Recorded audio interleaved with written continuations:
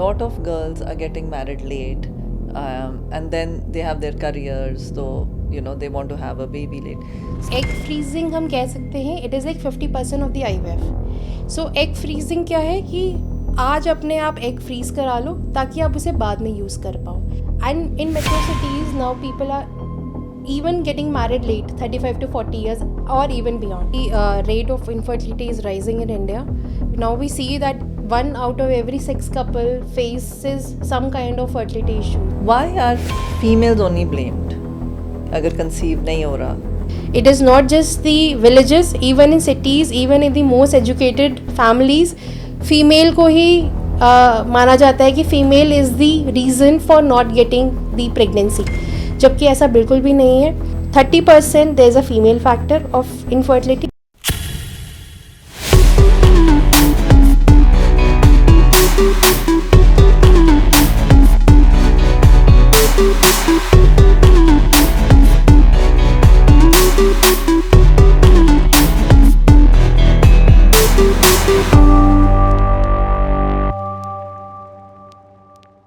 Welcome to another episode of Alchemist Ojas Medical Series. I'm Harleen, and today I have with me Dr. Garima Gupta, who is a fertility specialist, IVF expert, and the only super specialized IVF specialist in the Tri-City.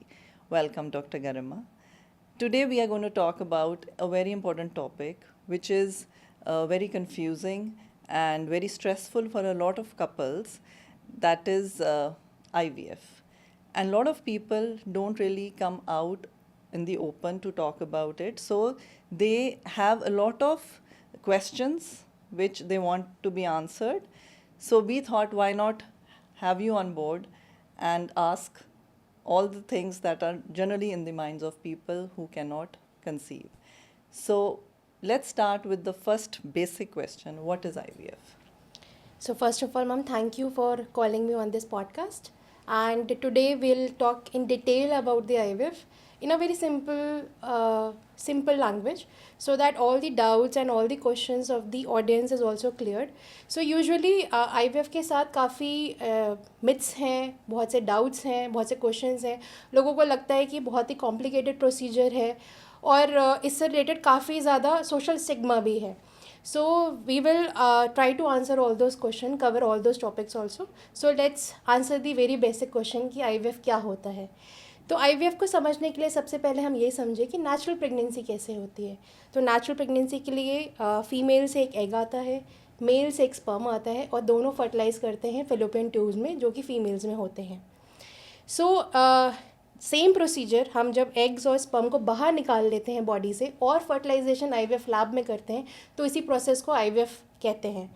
And इस procedure के बाद जो चीज़ बनती है वो बहुत ही small form of baby होता है जिसको हम एम्ब्रियो कहते हैं और फिर हम वो फीमेल के यूट्रस में डाल देते हैं और जिससे एक नेचुरल तरीके की प्रेगनेंसी कंटिन्यू हो जाती है. सो ये इसको टेस्ट ट्यूब बेबी भी कहते हैं. सो येस, इंडिया में इसे टेस्ट ट्यूब बेबी के नाम से भी जाना जाता है. पर नॉर्मली लोगों को ये धारणा होती है कि जैसे साइंटिस्ट कोई एक्सपेरिमेंट कर रहे हैं टेस्ट ट्यूब में, वैसे ही IVF एक तरीके का एक्सपेरिमेंट है. ऐसा बिल्कुल भी नहीं है. हम IVF बिल्कुल नॉर्मल एक पेट्री डिशेस में करते हैं और उसी में एम्ब्रियो बनाते हैं और वही एम्ब्रियो फीमेल के अंदर ट्रांसफ़र करते हैं. सो IVF के लिए कब लोग आते हैं? मतलब जब एक नॉर्मल प्रोसेस से तुम कंसीव करने की कोशिश कर रहे हो, कितनी देर कपल्स को वेट करना चाहिए before they come to a doctor and ask कि हमें IVF कराना ज़रूरी है कि नहीं? सो येस, कोई भी कपल अगर हम नॉर्मल उसकी बात करें तो कोई भी कपल जो 1 साल ट्राई कर चुका है एंड वो प्रेगनेंसी उसकी नहीं ठहर रही है तो उसको कंसल्ट के लिए आना चाहिए. But yes, this is for less than 35 years of age. If in case अगर आप 35 ईयर्स से ज़्यादा के हैं तो आप 6 मंथ्स आपने ट्राई कर लिया, अनप्रोटेक्टेड इंटरकोर्स कर लिया और उसके बाद भी प्रेगनेंसी नहीं हो रही, तो in that scenario you should consult as soon as possible. So this range is for only those couple जिनका सारा कुछ नॉर्मल चल रहा है, नॉर्मल मेंस्ट्रुअल साइकिल है, इंटरकोर्स करने में कोई दिक्कत नहीं है, मेल फीमेल को कोई मेडिकल या सर्जिकल कोमॉर्बिडिटीज़ नहीं है. ये उन सिनेरियोज़ के लिए. इफ़ इन केस मेल और फीमेल पार्टनर में किसी भी तरीके की प्रॉब्लम है तो दिस 1 ईयर या 6 मंथ्स वाला सिनेरियो उनके लिए वर्कआउट नहीं करता. It is better to consult sooner than waiting for 1 or 6 months. तो अगर मैं आपको पूछूं कि आपके पास एक कपल आया जो जिसने 1 ईयर ट्राई कर लिया, नहीं कंसीव हुआ, तो हम वो स्टेप्स देखें कि आप कैसे कॉन्वर्सेशन स्टार्ट करते हैं, कैसे वो प्रोसेस स्टार्ट होता है, because it's a very emotional process, it's not easy, family pressure भी होता है बहुत, there could be lot of factors, that's what I have heard कि स्ट्रेस से भी कई बार कंसेप्शन नहीं होती. सो एक डॉक्टर के पास आना ही बहुत बड़ी बात है. दूसरा, जैसे हमारी सोसाइटी में होता है कि specially man, if you see, कि कोई ओन अप नहीं करना चाहता कि कोई गड़बड़ है. So how do you deal with that, how do you counsel the couple? So जब भी कोई पेशेंट या कपल हमारे यहाँ पास आता है तो पहले हम एवेलुएट करते हैं कि प्रॉब्लम किस लेवल पे है. आज के टाइम पे बहुत बार ऐसा देखा गया because of professional jobs and all, husband and wife are not living also together. तो बहुत ही बेसिक से स्टार्ट करें, वो कोहैबिटेटिंग है कि नहीं है, साथ में रहते हैं, what is the frequency of intercourse करने में तो कोई दिक्कत नहीं आती. बहुत बार तो वहीं पे ही प्रॉब्लम होती है, हम बात की तो बात बाद में ही करें. तो इंटरकोर्स में कोई दिक्कत तो नहीं है अगर ये सारे फैक्टर्स ठीक है. कोई मेडिकल इलनेस तो नहीं है मेल या फीमेल पार्टनर में, कोई सर्जरी तो नहीं हो रखी पहले पास में मेल और फीमेल के जेनिटल ऑर्गन्स में या प्राइवेट पार्ट्स में. तो ये सब अगर रूल आउट हो जाते हैं फिर हम एवेलुएट करते हैं कि हाँ कोई फैक्टर ऑफ इनफर्टिलिटी क्या है, कि फीमेल कॉज है कोई इनफर्टिलिटी का, कि मेल कॉज है, या दोनों कंबाइंड कॉज है. उसके बाद ही हम आगे की चीज़ें डिसाइड करते हैं कि आगे का ट्रीटमेंट प्रोसेस डिसाइड होता है. तो फिर आप कौन से टेस्ट कराते हैं, मतलब स्टार्टिंग कौन से टेस्ट से होती है? तो अगर हम मोटा मोटा एक चीज़ समझें तो अगर हम फीमेल की बात करें तो फीमेल को कंसेप्शन के लिए 3 चीज़ें परफेक्ट होनी चाहिए. यूट्रस ठीक होना चाहिए, ट्यूब्स ठीक होने चाहिए, ओवरीज ठीक होने चाहिए. तो हम सबका टेस्ट कराते हैं. ओवरीज को टेस्ट करने के लिए हम अल्ट्रासाउंड करा सकते हैं, उसमें एग का काउंट पता चल जाता है. हम हार्मोनल टेस्ट करा सकते हैं, उससे एग का count as well as ovary कितनी हेल्दी है वो पता चल जाता है. देन हम यूट्रस देखने के लिए उसके लिए भी अल्ट्रासाउंड करा सकते हैं. 3D अल्ट्रासाउंड होता है, बिल्कुल डिफरेंट तरीके का अल्ट्रासाउंड है वो, हम वो कराते हैं. And then the last is tube test. Tube ठीक है कि नहीं है उसके लिए एक ट्यूब टेस्ट अवेलेबल है कि ट्यूब्स पेटेंट है, खुली हुई है, वो टेस्ट कर सकते हैं. तो ये तो फीमेल की टेस्टिंग हो गई. वहीं पे मेल की टेस्टिंग करने के लिए बहुत ही सिंपल सा टेस्ट है, that is a semen analysis. उसी से सारी चीज़ें पता चल जाती हैं, वेदर द काउंट इज़ कम, whether the motility is poor, और वेदर द स्पर्म दिखने में द मोर्फोलॉजी इज़ गुड और नॉट. तो ये is the basic evaluation that we do and then only decide कि हाँ what, and then only we discover what is the factor of infertility. तो एक डर भी है आईवीएफ का कि बहुत पेनफुल प्रोसेस है. सो ये प्रोसेस कैसे होता है? सो ये मिसकंसेप्शन है कि ये एक पेनफुल प्रोसीजर है. आईवीएफ बहुत ही मैं ये कह सकती हूँ बहुत ही सिंपल तरीके का एक प्रोसीजर है. अगर मैं उसको स्टेप बाय स्टेप और टाइमलाइन में ब्रेक करके आपको समझाऊँ तो स्टेप 1 इज़ इनिशियल कंसल्टेशन, कि आपने कुछ बेसिक टेस्ट करा है जिसमें हार्मोनल टेस्ट हैं, कुछ ब्लड टेस्ट हैं, अल्ट्रासाउंड्स हैं, हस्बैंड का टेस्ट है, ये सब करा है. तो यूजुअली ये सारे टेस्ट कराने में 2 या 3 दिन का टाइम लगता है.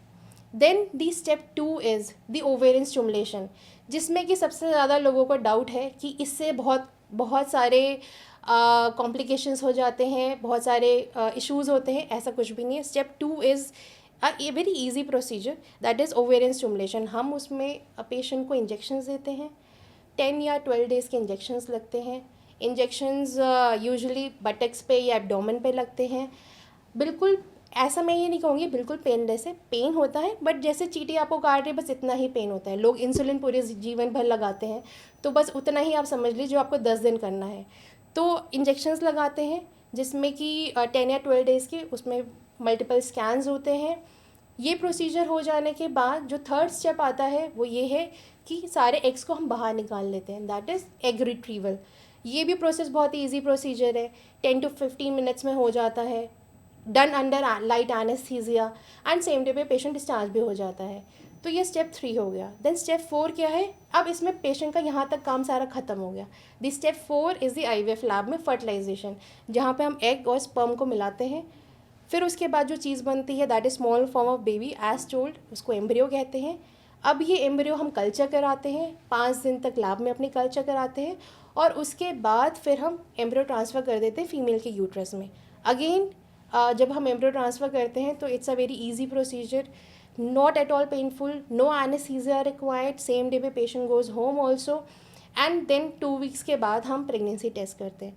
सो at any point of time the procedure is not at all painful. हाँ, बस एक ही हम कह सकते हैं कि जब ओवेरियन स्टिमुलेशन कर रहे होते, जब इंजेक्शंस मिल रहे होते, तो थोड़ा बहुत पेन हो सकता है.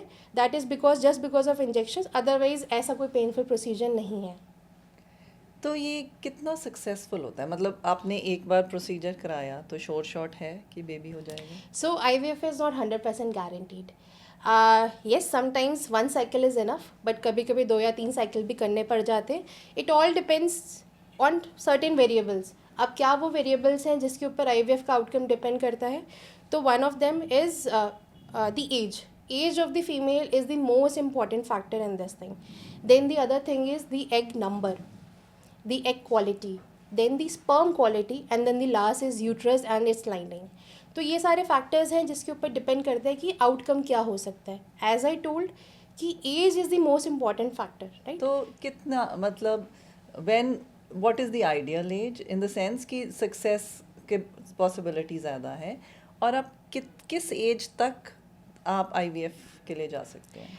सो IVF, जैसे पहले बताया कि as is the one of the biggest factor. So अगर फीमेल की एज कम है तो दी IVF का आउटकम का चांस अच्छा है, ये हम ऐसे समझ सकते हैं. तो अगर एज लेस देन 30 ईयर्स है तो the outcome, chance of outcome is around 50%.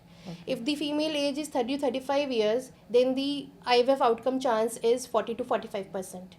Then if the age is between 35 to 40 years, the chance थोड़ा कम और हो जाता है, अब 30 to 35% ही रह जाता है. And beyond 40 years, it becomes 10 to 15%. Yes, the IVF can be done up to 50 years of age, but आप समझ सकते हो कि with increasing age, the chance keeps on declining. सो अगर हम बात करें द बेस्ट टाइम जब IVF कराने का फ़ायदा सबसे ज़्यादा मिलेगा तो would be 25 to 35 years of age. तो इस वजह से मैं ये हमेशा पेशेंट को अपने समझाती हूँ कि आप डॉक्टर के पास आने में देर मत करें. आप अगर अपनी टाइम लाइन से अगर आपने बहुत देर कर दी तो जब तक आप हमारे पास पहुँचोगे हो सकता है आपने अपने IVF का आउटकम को भी ख़राब कर दिया. तो अगर सपोजिंग एक साइकिल सक्सेसफुल नहीं हुआ तो दूसरा साइकिल कितनी देर बाद में आप ट्राई कर सकते हो, and how many cycles can you do? So there is no upper limit of how many cycles you can do, but with each cycle the emotional burden also comes along and it becomes very taxing to the patient also. But अगर हमने एक cycle की और वो अगर fail हो गई तो we can always do a next cycle with a month gap or 2. तो हम ये कर सकते हैं. येस, इसके साथ हमें ये भी जानने की ज़रूरत है कि जैसे हमने एक IVF किया उसमें हमने कितने एम्ब्रियोज़ को फ्रीज़ किया उस पर भी डिपेंड करता है. सपोज़ करो हमने एक IVF किया और उसमें हमने 6 एम्ब्रियोज़ फ्रीज़ किए हैं, तो आज की डेट में अगर हमने आपके एक एम्ब्रियो ट्रांसफ़र कर दी और वो फेल हो गया तो you still have 5 more embryos that is freeze. It is like a bank to you, so you can use those embryos again and again, so you don't have to undergo the entire IVF cycle again and again. तो एक embryo ही transfer होता, like हमने देखा है कि twins होते हैं जब, तो सारों को लगता है ये आईवीएफ के थ्रू है. So why is that? So पहले एक से ज़्यादा एम्ब्रियोज ट्रांसफ़र होते थे, पर आज की डेट में हम सिर्फ एक एम्ब्रियो ट्रांसफ़र करते हैं. 1 good looking Day 5 blast is enough to give the pregnancy. पहले के टाइम पे ज़्यादा एम्ब्रियोज ट्रांसफ़र होते थे क्योंकि पहले के टाइम पे Day 3 वाले एम्ब्रियोज ज़्यादा ट्रांसफ़र होते थे, पर अब साइंस काफ़ी इम्प्रूव कर चुकी है IVF की, एंड अब हम एक ट्रांसफ़र ही करते हैं normally, so that we have a singleton pregnancy only. IVF किन सर्कमस्टांसेस में ज़रूरी होता है? सो कोई भी कपल, मैंने पहले भी बताया, जैसे 1 ईयर ट्राई कर चुके लेस देन 35 में या मोर देन 35 में 6 मंथ्स ट्राई कर चुके, एंड अगर हमें इवैल्यूएशन में पता चलता है कि there sperm count is not so good, there tubes are blocked, या यूट्रस में लाइनिंग नहीं अच्छी बनती है, या ओवरीज में किसी भी तरीके की सिस्ट है, PCOD है, या एंडोमेट्रोसिस है, या इनफैक्ट रिकरेंट मिसकैरेजेस हैं पहले, तो वो भी एक इंडिकेशंस हैं जब हमें IVF करने की ज़रूरत पड़ती है. देन आजकल हमने देखा है कि बहुत ज़्यादा लोग लेट मैरिजेस कर रहे हैं, तो कंसेप्शन भी लेट कर रहे हैं. So in advance cases, advance age of the female, जैसे कि more than 37 years of age, IVF is the first line treatment that one So should that we get don't done. waste time and yes and दूसरा ये भी है कि एक particular ratio of infertile couple है that is known as unexplained infertility, जिसमें कोई explanation नहीं है. मेल भी ठीक है, फीमेल्स भी ठीक है, but they are no factors of infertility, but still they are not able to conceive. They have tried multiple cycles of ovulation inductions, IUI, and then also they are not able to conceive. उन scenarios में भी IVF की ज़रूरत पड़ती है. What is IUI? So IUI is one of the fertility treatment. Uh, gives good result if the patient and if the couple is chosen wisely. So IUI में हम क्या करते हैं कि हमने पहले फीमेल को मेडिसिन दिया ताकि एग बने. फॉलिकल मॉनिटरिंग की, मतलब बारी बारी अल्ट्रासाउंड करके देखा कि एग बन रहा है कि नहीं. पर्टिकुलर साइज़ ऑफ एग बनने के बाद हम उसको रप्चर कराते हैं और रप्चर कराने वाले दिन पे हम IUI करते हैं. तो IUI में हम हस्बैंड का सैंपल लेते हैं, उसको वॉश करते हैं. अब जब एक नेचुरली आप ट्राई करते हो प्रेगनेंसी के लिए, तो जब आप इंटरकोर्स करते हो तो उस स्पर्म में बहुत से डेड स्पर्म्स होते हैं जब या नॉन मोटाइल स्पर्म्स होते हैं जो अच्छे चलने वाले स्पर्म्स नहीं होते. IUI में हम क्या करते हैं कि इन्हीं जो हमने सीमन सैंपल लिया है हस्बैंड का, उसको हम अच्छे से वॉश करते हैं ताकि जो डेड स्पर्म्स हैं, जो नॉन मोटाइल स्पर्म्स हैं, वो निकल जाएं और डायरेक्टली जो motile good number of sperms है वो डायरेक्टली हम यूट्रस के अंदर डाल देते हैं. So it is intra uterine insemination, मतलब यूट्रस के अंदर जाके जो मोटाइल स्पर्म्स हैं उनको डाल देना. सो इससे yes the chance of pregnancy increases. अगर हम chance of pregnancy in a natural conception बात करें तो it is 10 to 15% per cycle. If we are doing IUI, then it increases to 15 to 20, sometimes 25% also. And IUI की सबसे अच्छी बात है, we can do multiple cycles of IUI. Patient can keep on trying naturally also in that and can side by side get IUI also done. तो पहले फिर IUI होता है, उसके बाद आप IVF के लिए बोलते हैं. How is it? नहीं, so it is not like this. IUI as told works when the couple is chosen wisely. सो एक जैसे मैंने कैटेगरी बताई अनएक्सप्लेन इनफर्टिलिटी, जिसमें कोई फैक्टर ऑफ तब वो आप नहीं है, IUI तब हम recommend IUI करते हैं. या बहुत ही छोटा मोटा जो काउंट में कमी है हस्बैंड के स्पर्म काउंट में, तो हम करते हैं. Husband is not able to ejaculate या हस्बैंड इंटरकोर्स नहीं कर पा रहा बिकॉज हस्बैंड इंटरकोर्स नहीं कर पा रहा, so in that scenario also we get the IUI done. Single mothers can get the IUI done from the donor sperms. So these are the indications, and yes, now the homosexual couple are also there which can also get the IUI done to achieve parenthood. Okay.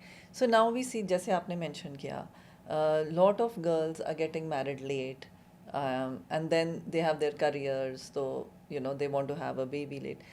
So they really want to freeze their eggs. अब आजकल वो काफ़ी trend चला हुआ है कि ठीक है, अगर हमारे को प्रेशराइज ना करो शादी के लिए, हम अपने एग्स फ्रीज कर लेते हैं. तो what is that process? So egg freezing हम कह सकते हैं it is like 50% of the IVF. So egg freezing क्या है कि आज अपने आप एग फ्रीज करा लो ताकि आप उसे बाद में यूज़ कर पाओ. मतलब कि जब आप यंगर हो, आपका एग नंबर अच्छा है, आपका एग क्वालिटी अच्छा है, तो तब आपने अपने एग फ्रीज करा लिए. एंड देन जब भी आप लेटर ऑन लाइफ में आप पेरेंटहुड अचीव करना चाहते हैं, तब आप उसको यूज़ कर सकते हैं. So it is like financial planning. जैसे हम फाइनेंशियल प्लानिंग करते हैं कि बैंक में अभी पैसे रख लिए और बाद में हम फ्यूचर में उसे यूज़ करेंगे, similarly this is known as fertility planning, कि आज हमने फ्रीज करा लिया and then we can use it later in life whenever you want to. तो इसका प्रोसेस कैसे होता है और कहाँ फ्रीज होके कहाँ स्टोर होता है? So egg freezing is similar to IVF. Same वही initial consultations, then ovarian stimulation, injections देना ताकि नंबर ऑफ एग्स बन जाए, and then we take out all those eggs, that is the egg retrieval. अब ये यहीं पे एग फ्रीजिंग का प्रोसेस ख़त्म हो जाता है. Once we take out all those eggs, we look out for the good looking eggs and then we freeze those eggs in liquid nitrogen. Now this freeze eggs can be kept up to 5 years, 10 years, sometimes 15 years also. So this is a very small procedure, completed in 10 to 15 days max to max, and not at all painful. तो इसका cost भी होता होगा? Yes. So it is, you can say it is less costly to the IVF procedure for one cycle, but then you have to keep your egg freeze also for a longer Number of time. years, You have to pay a certain amount of fees to keep it freeze for as long as you want to. तो ये कहाँ store होते हैं? मतलब which are the, is it done in a hospital और where is the egg freezing bank. So the egg freezing bag is the IVF lab only. Okay. Any IVF lab you can get the egg freezing done. We have tanks that has liquid nitrogen in it, and we keep the embryo, the eggs freeze as long as the patient would want to. So ये जो frozen eggs हैं, when we use these eggs, तो the pregnancy is guaranteed. सो जैसे IVF में nothing is 100% guaranteed, वैसे egg freezing में भी नहीं है.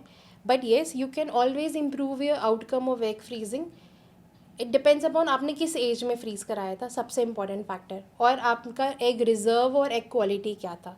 अगर कोई एक फ़ीमेल है जिसने 28 या 30 ईयर्स में एग फ्रीज़ कराए हैं एंड लेटर ऑन वो यूज़ करना चाहती है, जैसे कि 38-40 ईयर्स पे, तो yes the chance is drastically improved, because जब उसने एग फ्रीज़ कराए थे तब वो यंगर थी. तो इफ़ इन केस अगर आप 35 के बाद सोचते हो कि मैं अब एग फ्रीज़ कराऊँ, तो you can always get it freeze. But yes, the chance of those freeze egg to turn into a pregnancy थोड़ा सा डिक्रीज हो जाता है. तो usually we require 12 to 15 number of eggs to achieve one good pregnancy.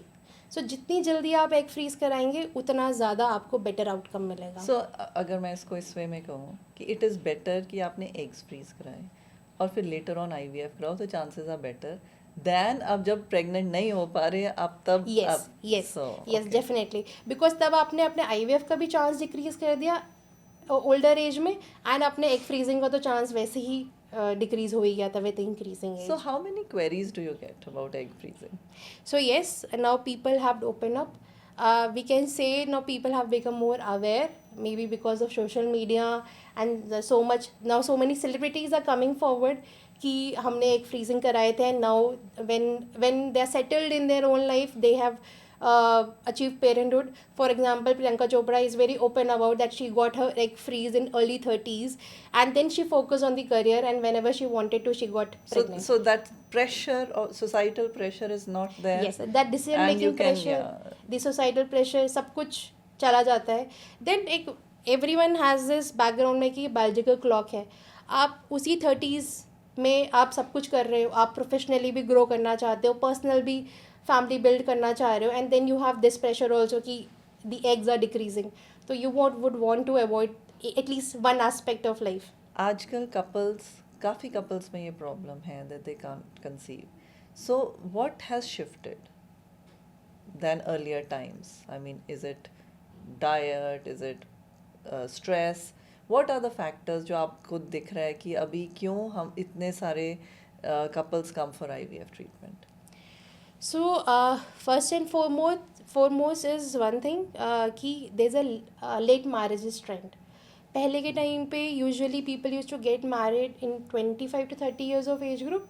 आज के time पे 30 to 35 हो गया है, एंड इन मेट्रो सिटीज़ तो 35 to 40 भी हो गया है. So there is late marriage trend.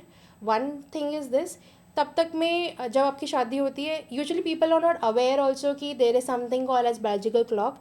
And you can say that God has been partial to the females, that biological clock is just for the females only, not for males. So in that scenario, अगर आप late marriage करते हो तो one thing is this, जिसकी वजह से आपका chance of infertility increase हो रहा है. The second thing is the career driven and the ambitious female.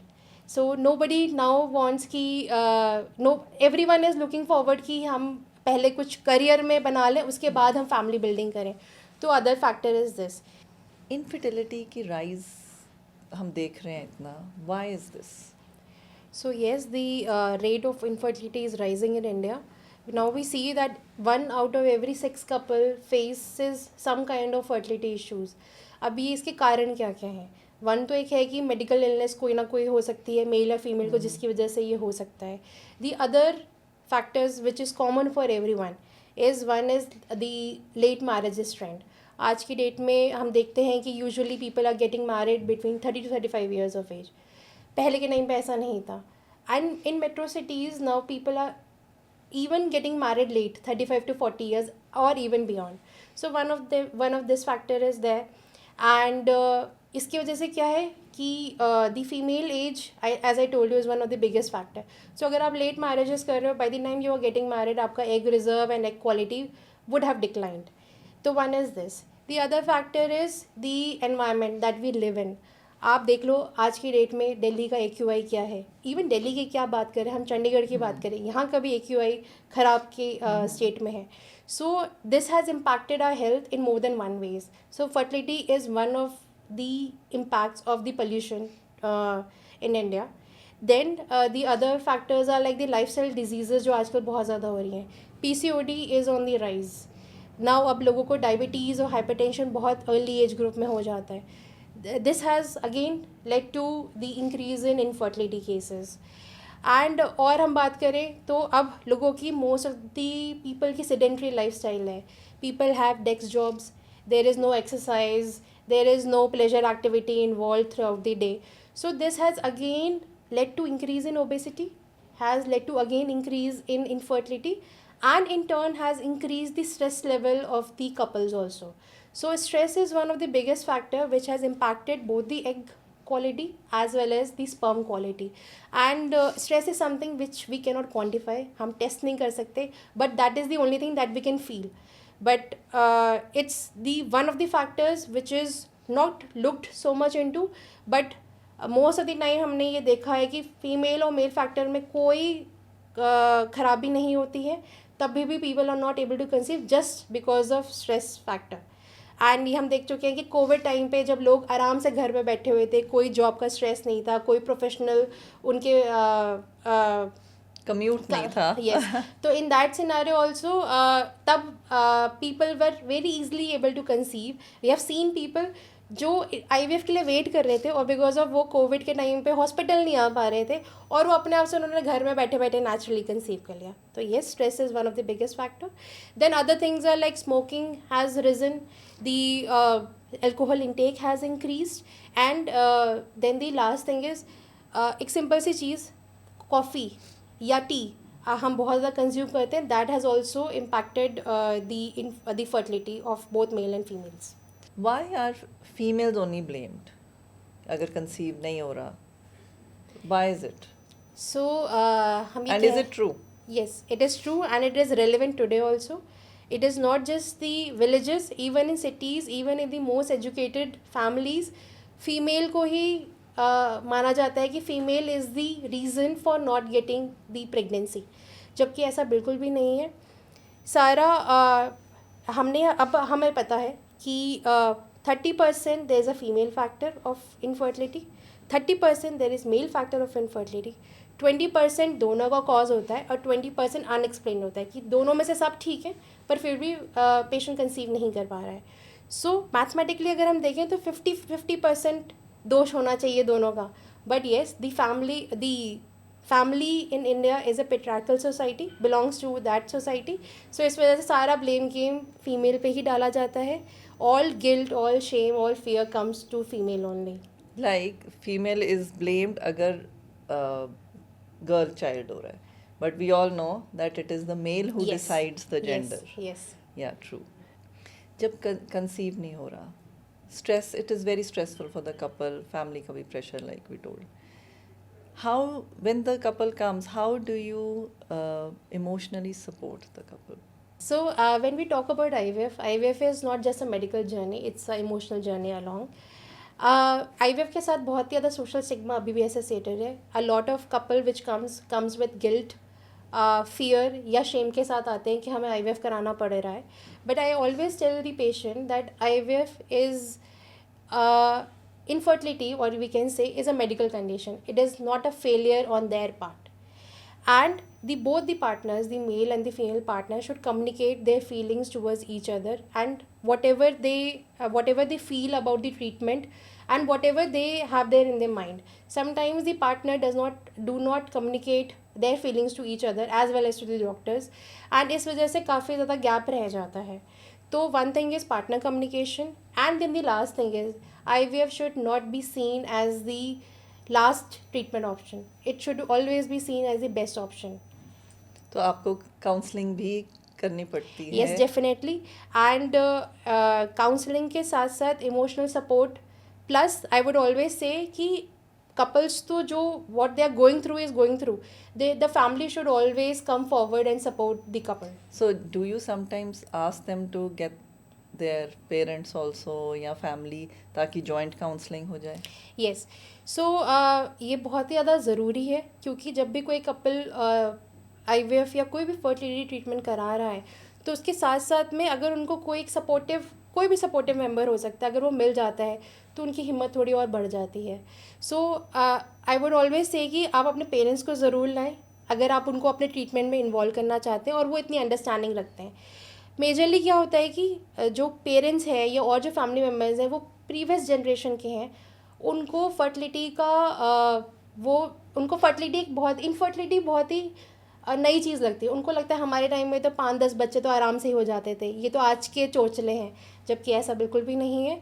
Infertility has reason, as told, environment is causing it, the pollution is causing it, the food habits are causing it.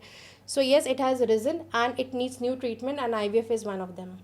And अब हम देखते हैं younger generation में PCOD is so common, every second third child is having PCOD, so that is also mostly related to lifestyle.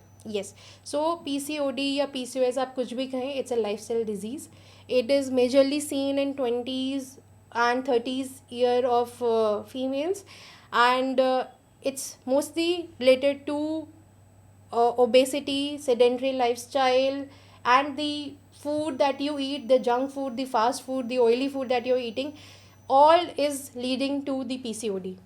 सो जो IVF का कोई treatment start करते हैं उससे पहले कोई, do you put them on some vitamins और सम डाइट कंट्रोल और कुछ ऐसा भी होता है कि they can just comes and you start?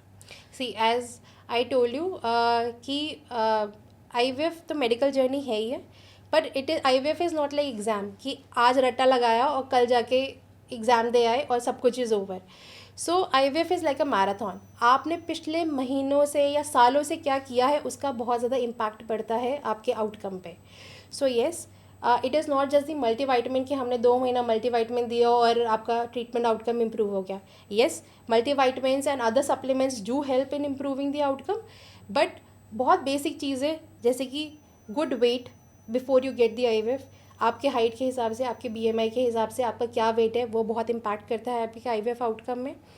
The second thing is, if you do you exercise daily or not? The sedentary lifestyle, the obesity which comes along with the sedentary lifestyle poorly impacts the IVF outcome. So अगर आप daily exercise करें, even 30 minutes of exercise will lead to good release of good hormones and good chemicals in the body and will improve your cycle outcome drastically. Simple things like yoga, meditation has shown, now the papers are there, scientific papers are there which has shown that the yoga and meditation had definitely improved the cycle outcomes. Then your sleep hygiene बहुत ही underrated है, but yes, if you sleep for good 6 to 8 hours per day, it improves the cycle outcome, it improves the fertility issues. So I would always say to my patient कि अगर आप night shifts वगैरह करते हैं and when you're planning for pregnancy, you should change your shift to the day duties. And then saying no to alcohol and no to smoking at all. It poorly impacts both the egg as well as the sperm quality. And then the last, जो बहुत ही underrated है again, that is the caffeine intake. Please decrease your caffeine intake before you start planning for pregnancy. You should either you make it nil or either at least 1 cup per day only. IVF procedure से weight gain होता है?